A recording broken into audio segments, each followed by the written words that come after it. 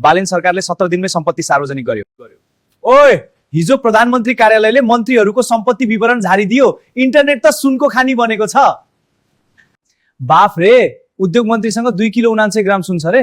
2 kilo 79 ग्राम मात्रै? अलिअलि हिरा मोती पनि किलोमै जोखेका होला नि। राम्ररी हेर। जिस्केको होइन के, प्रधानमन्त्री बालेन दाईको त झन् 2 किलो 216 ग्राम सुन छ रे। ब्याङ्क ब्यालेन्स त 1 करोड 46 लाख अनि आम्दानीको स्रोत फेसबुक, युट्युब, स्पोटिफाई, आइट्युन्स रे। ब्रोले भने मेरो फलोअर्स नै मेरो सम्पत्ति हुन्।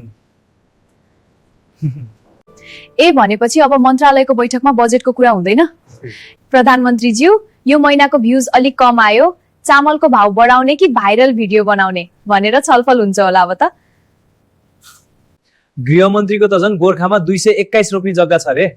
221 रोप्नी? साथी, त्यो त जग्गा होइन, त्यो त पुरै एउटा गाउँपालिका हो। मन्त्रीज्यूले आफ्नो जग्गामा एक फन्को लगाउनु पर्यो भने त पासपोर्ट चाहिन्छ होला। बिहान एउटा कुनाबाट हिँड्यो भने अर्को कुना पुग्दा त बुढेसकाल लाग्छ। उद्योग मन्त्रीको पनि 2 किलो 79 ग्राम सुन रे।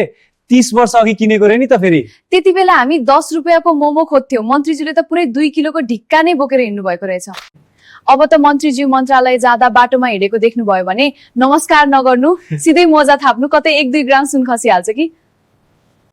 हामी यहाँ दिनरात मोबाइल घोटेर भिडियो एडिट गरेर एउटा लाइकको लागि मरिहत्ते गर्छौं, तर हाम्रा मन्त्रीज्यूहरू त जन्मदै भाइरल रहेछन्। कसरी? हामी मिलिग्रामको कन्टेन्ट बनाउँछौं, उहाँहरू त किलोका किलो एसेट बनाउनुहुन्छ। अब त मलाई पनि मन्त्री बन्न मन लाग्यो यार। किन? राजनीति गर्न? होइन नि, 2 किलो सुनको गहना लगाएर 221 रोप्ने जग्गामा भ्लग बनाउनु।